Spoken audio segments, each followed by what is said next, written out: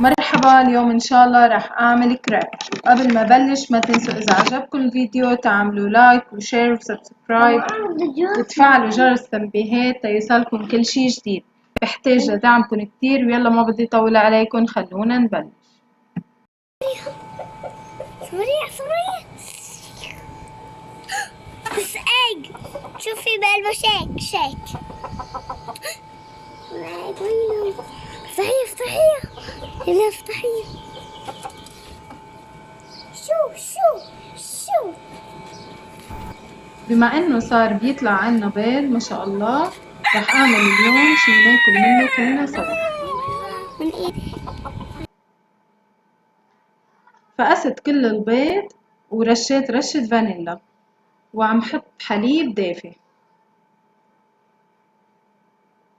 دافي مش سخن، انتبهوا.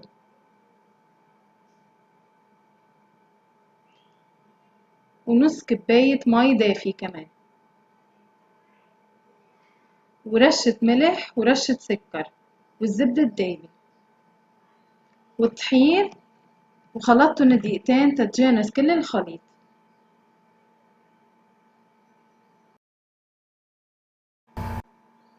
الطقس عنا حلو اليوم، رح نعمل السهرة برا.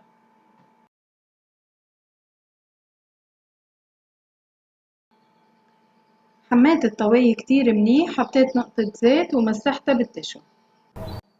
صب الكريب بنص الطواية وبمدن ع كل الصينية كرمال تطلع رقيقة، وبس يحمر أول وجه بقلبها على الوجه التاني، وبتحشوها مثل ما بتحبوا. ممكن جام، ممكن أي نوع جام عندكم، نوتيلا، أي شي بتحبوه بتحشوها فيه.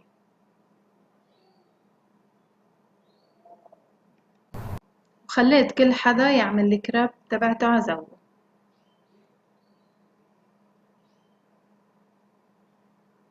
حتى سيرين بدها تعمل مثل ما بدها. يلا هلأ بخليك تزيني معي،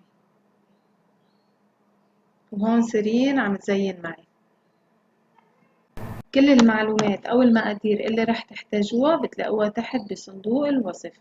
وسر تميزي لمسة ايدي، وانتو شو سركن خبروني بالكومنتس تحت.